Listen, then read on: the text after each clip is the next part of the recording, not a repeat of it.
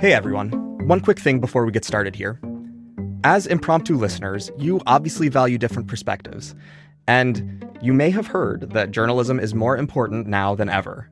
So we wanted to let you know that if you're not already a subscriber, our Memorial Day sale is here for a limited time. Signing up right now is a way to show how much you value our work here on the show and beyond.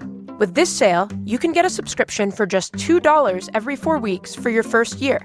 And after that, it's just $12 every 4 weeks, and you can cancel anytime. As always, there's a link to subscribe in our show notes, or you can go to washingtonpost.com/subscribe. One more time, that's washingtonpost.com/subscribe. All right, let's get started with the show. What is one movie that you would actually like to see be remade? It's funny, they're just about to remake it. The Naked Gun. I feel like there should be a Naked Gun movie every week released for the rest of our lives.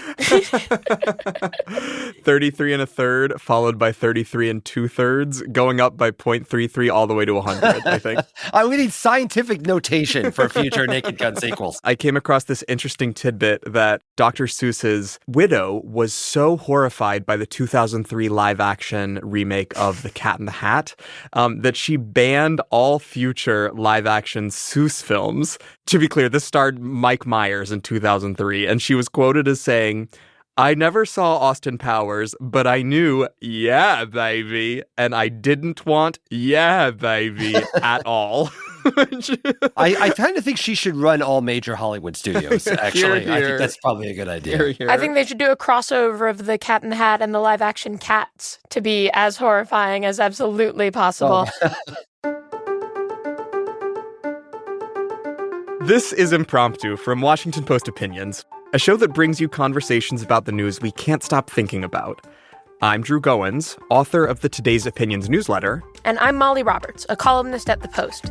This week, we're talking about the movies and whether, in the age of live-action remakes and sequels upon sequels, originality still sells at the box office. So we're coming off a huge Memorial Day weekend in which Lilo and Stitch, a remake of the 2002 comedy about a very adorable alien who crashes to Earth and befriends a 6-year-old outcast on the islands of Hawaii, smashed box office records. That's not all.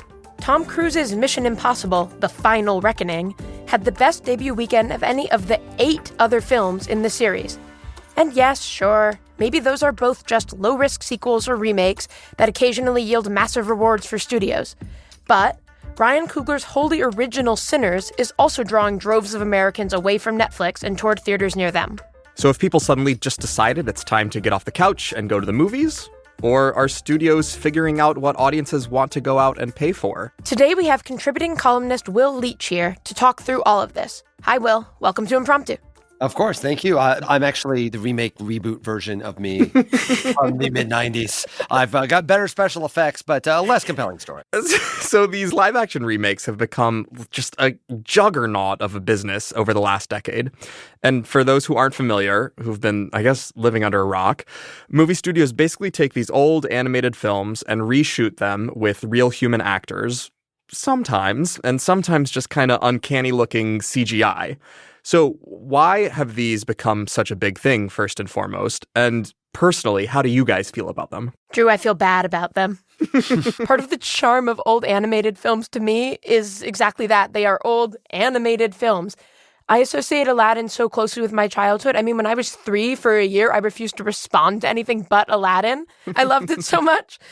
And these kind of newfangled photorealistic versions just don't give me the feeling of simplicity or timelessness that I'm looking for in them. I don't want the lions in The Lion King to be real lions. I want them to look like stuffed animals. Yeah, it feels like it misses the point of the golden age of animation entirely. I do agree with you. To me, I find myself that a lot of times they feel like a little bit of a waste of time in a lot of ways. I look at the Lion King sequel, like Barry Jenkins of Moonlight made that. I know, and right? You could not tell. Yeah. You could not. And I love Barry Jenkins, and like his Beale Street movie is terrific. Yeah. Moonlight is obviously great. He's a terrific filmmaker, but he gave 2.5 years of his life to make that movie, and I gave 2.5 hours. The movie's very long, and so but I do think the reason these have become so prevalent are actually almost the opposite of what you said, Molly, which is like where I look back and think of The Lion King and Lilo and Stitch and The Jungle Book and a lot of these things they're remaking.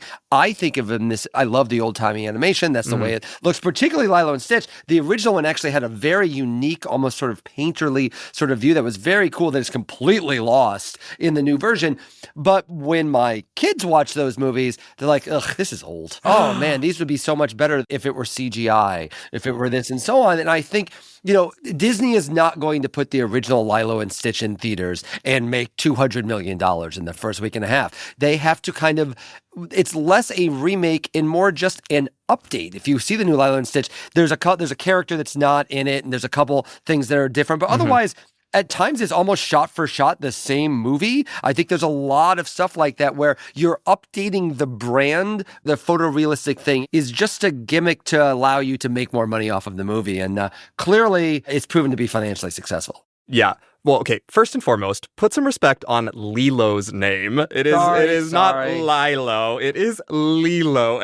Okay, Mr. Hawaii. The Barry Jenkins thing is crazy to me, or like Kenneth Branagh directing the Cinderella live action remake. It's like, what are you doing? Because I think you put it well, Will. The way that I think about this is like there is so little latitude for artistic vision. This is just a matter of brand management, right? It feels a little insulting that Disney keeps churning them out because it has this sense of like, all right, here's your slop. come get it. I guess my question about Lilo and Stitch is that it did shockingly well. We're talking about a lot of these that were flops, but this one succeeded in a way they didn't. What do you guys think made this work when so many other live action films have not worked at all?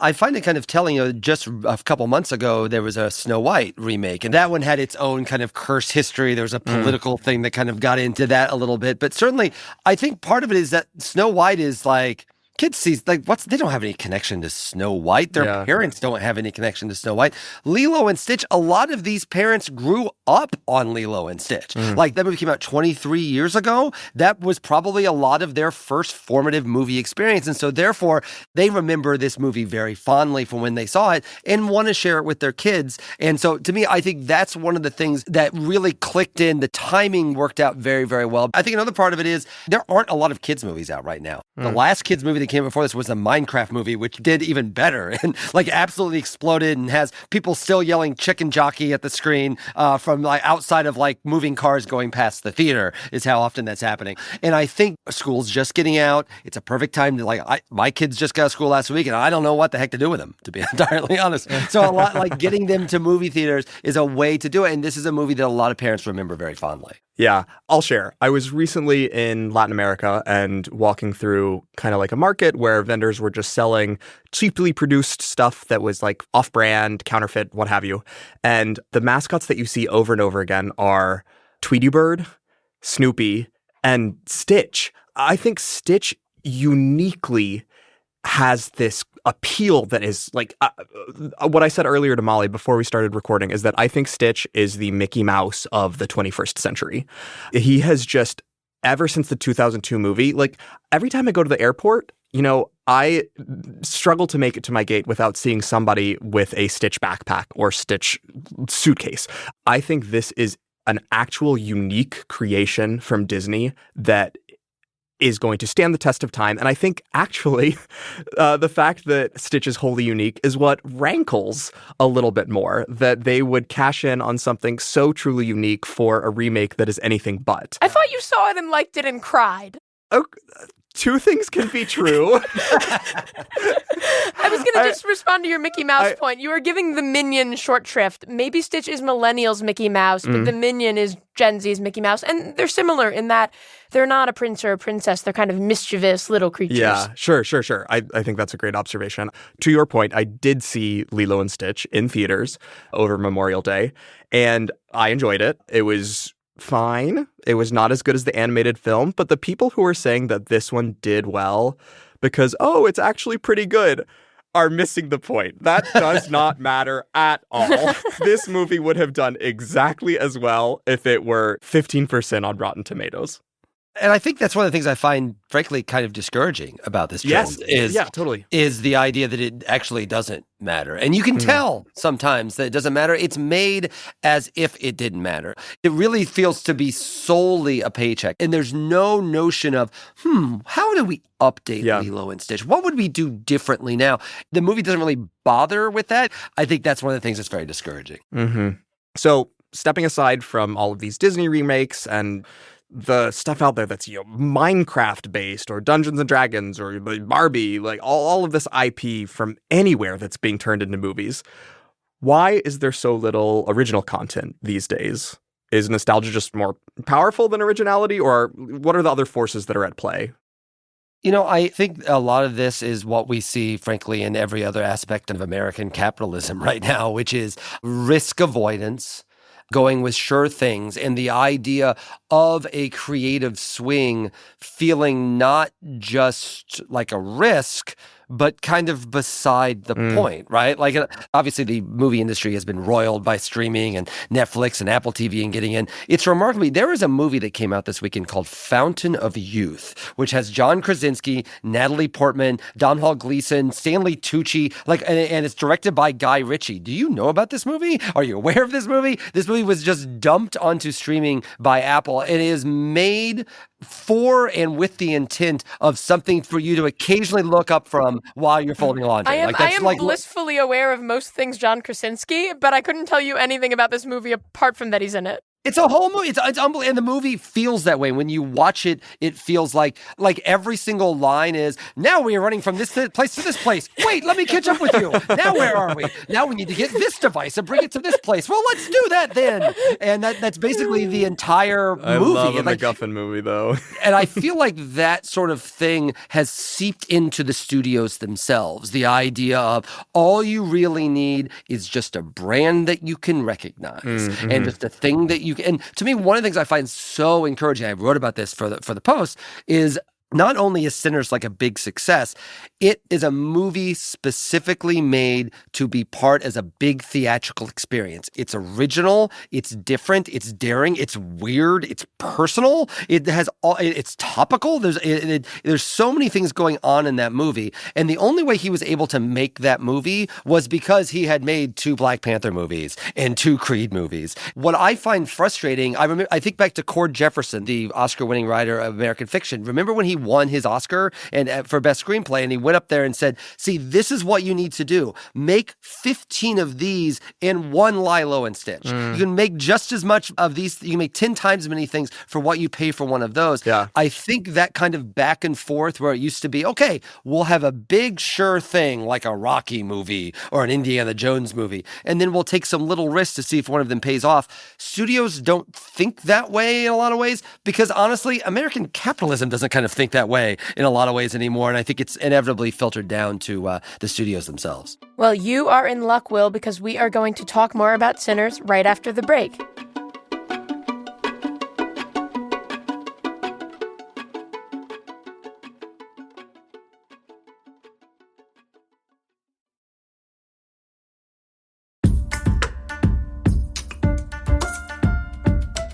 Welcome back. I'm Molly Roberts, and I'm here with Drew Goins and Will Leitch talking about the movies. We are going to leave Stitch behind, even though that may be contrary to the Ohana spirit. And we are going to talk about Sinners, a recent release that has managed the rare combo of being very original and very successful. So why do you guys think this one was so popular? And why aren't there more movies like it? Or maybe the question answers itself. Maybe it's so popular because there aren't more movies like it. Well, I think it's worth keeping in mind the context in which Sinners was made. Not only was Ryan Coogler obviously cashing in off the success of the 2 Black Panther movies and the Creed movies. Also, you have to remember what's going on with Warner Brothers, which is the company that made it. Like, Warner Brothers has just gone through this very ugly period with David Zaslav where, they didn't make the Batgirl movie. Christopher Nolan left the studio because he was so frustrated with some of their streaming things.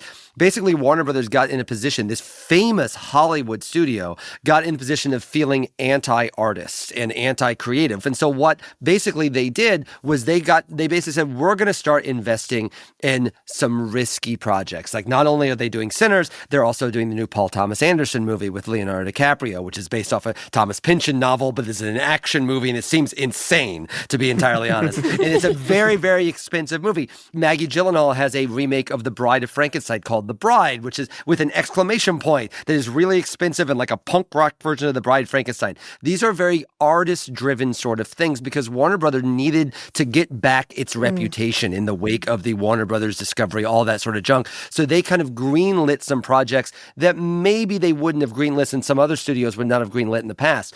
What's so exciting about Sinners is that it worked. It absolutely worked to go ahead and give a extremely talented filmmaker who had a lot to say and was able to merge what's a very personal project into something that was large and expensive and exciting and just kind of skipped across genres and hit a lot of different things. And it paid off in a very big way in Sinners. I'm very optimistic that the studios are looking at the lesson of Sinners and thinking, how can we change this? Because the predomination of remakes and existing IP has just been so draining. And I think partly it has to do with like fan culture too, right? With the internet, I think people can very clearly demand to see adaptations of things, right? And that goes into the idea of there being a baked-in audience already, right? It is very difficult for people to demand things that don't exist yet. But I mean, yeah, I'm as optimistic as Will is that there's going to be some more originality. I long for the days of the 80s when I was not yet alive, but when the but when the it wasn't just that there were more original movies, but that those were the blockbusters. Like, those were the tent poles, right? These as E.T., Ghostbusters, Die Hard, and even something like The Shining, which was technically an adaptation. That was an era when adaptations did not feel like brand management, but actual like artistic vision rather than IP strategy. I would also say that like another good example I think can be taken from this is actually Andor, which is to say that Star Wars has basically almost killed its movie franchise at this point by desperately trying to please old fans. Like The Last Jedi just dropped a bomb off with the worst kind of Star Wars fans, and they scrambled back with The Rise of Skywalker to try to claw that back, failed miserably, and now there's just no more movies coming out. What has actually gotten Star Wars, at least the Star Wars franchise, semi back on track?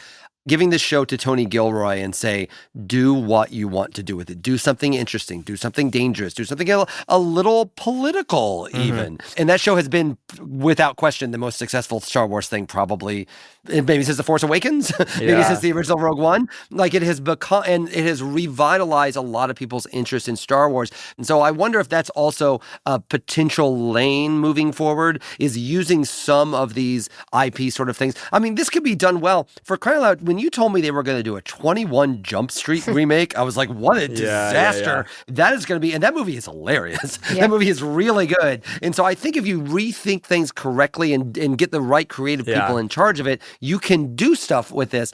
But you have to commit to that and not just say, we'll just remake it and have it be brand management and IP management and move forward that like way. A Trojan remake, the new concept hiding inside the existing IP. Yeah, exactly. Yeah, with Andor, I would say part of what's so interesting about it to me and about what Star Wars is doing is that it's hitting kind of both sides of this coin of the remake either being original or being totally derivative. You have The Mandalorian, which is really kind of just Drek, and then look at the baby Yoda. It's Yoda, but it's cuter. And then you have something like Andor, which exists in the Star Wars universe, but is doing, like you said, something dangerous, something new, something that feels very centered in this world a lot of the time. Okay, so before we finish up here, what makes people actually want to go to the movies rather than just wait and watch from home? It's hot out, and the air conditioning is cheaper. Air conditioning. Just let your home get up to like 92 while you go to the theater and have them pay for you to be cool for a few hours. Yeah. It's amazing that they don't charge more for The Brutalist than they do for Lilo and Stitch. You even get a bathroom break in that. For me, the experience has to feel different and not just physically different in that it is colder. The movie itself is maybe the type that won't work on a small screen or a dinky home sound system, even if your husband has purchased unreasonably powerful subwoofers. Oppenheimer is a perfect example of that, or I think another thing that might draw at least me to the movies would be if there's something special about seeing the film in that context with the whole crowd of people. So that could be gasping together at a jump scare in a horror movie, or it could be Barbie, like, oh, look, we're all wearing pink. Yeah. And then kind of, the opposite of that is like any old rom-com is going to work just as well on my couch. Like, there's no reason I'm not going to take it easier on a Friday night and order Thai food and watch that. Yeah, I think it's a matter of it being a cultural moment, right? I went and saw Lilo and Stitch, but at like 10:20 a.m. and I went to one of those 4DX screenings where the chairs move. Yes, which I very much recommend for the Hawaiian roller coaster ride surfing sequence. But, at 10:20 a.m. I didn't get much of the communal experience, but it's fun to like go see a movie over Memorial Day. But that doesn't mean I'm going to the theater the next weekend too. Like, I can watch a football game on Thanksgiving, because it's just kind of like what you do. That's kind of like the fabric of American culture. That doesn't mean I'm going to be like becoming an NFL fan. So I don't know. I don't think there is an answer. I don't think we're saving the movies. I think we might be saving the movies as a seasonal treat. Bring back the drive-in, sure, make it a summer thing. But yeah, I love the movies as occasional luxury. I am a collective experience person, and I love the movie. I don't have a problem with watching movies at home, but for me, the beauty of the movies has always been an escape and a collective experience. One of the bigger successes of the last couple of years was the movie Barbarian. And The Barbarian was like a very wild sort of experience. And I remember seeing that movie at Thursday night at like 9 o'clock. And afterwards, I didn't know anything about the movie. And there were like 6 other people in the theater with me. And we all stopped in the lobby and we're like, what in the world was that? That was crazy. I made friends. Literally, I just couldn't wait to talk. Like, that's not an experience if I'm just by myself at home, where I'm just like, well, I guess I'll just process that myself. To have that collective experience, those people, we talked for like 20 minutes. Absolute strangers that I have not seen since. But for those 20 minutes, we were all our little Siskel and Eberts, and we were all like, can you believe this thing? Can you believe this thing? That is, to me, one of the great things about the movies. In a time where we are increasingly isolated and increasingly in our own silos, the idea of having a collective experience where you are literally around other people in public, sharing something with them in real time, to me is something that is pretty valuable and I think kind of important. You mentioned making friends at the movies. That's a selling point. That's how we should be marketing them. I need more friends. I'm also very lonely, so I don't know if they may have just been listening to me for 20 minutes. In retrospect, they might have not. They'd be like, let's just leave before this crazy man that went to a movie by himself on a Thursday night at 9:30. Let's go. Well, friends, Ohana, I suppose it leaves me only to say, oh no. This was our podcast. It's little and silly, but still good. Yeah, still good. Oh, I was going to do my Stitch voice, but I don't want to embarrass you by how much better it is. Thank you. That was fine. Thank you both for indulging me and being on the pod. Oh, thanks for having me. Holler anytime. I'll yammer anytime you want. Great. That's what we like to hear.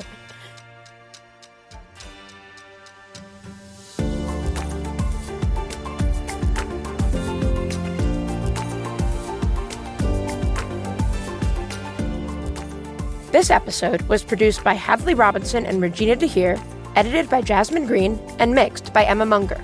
Special thanks to Millie Mitra and Deirdre Byrne. Thanks for listening to Impromptu.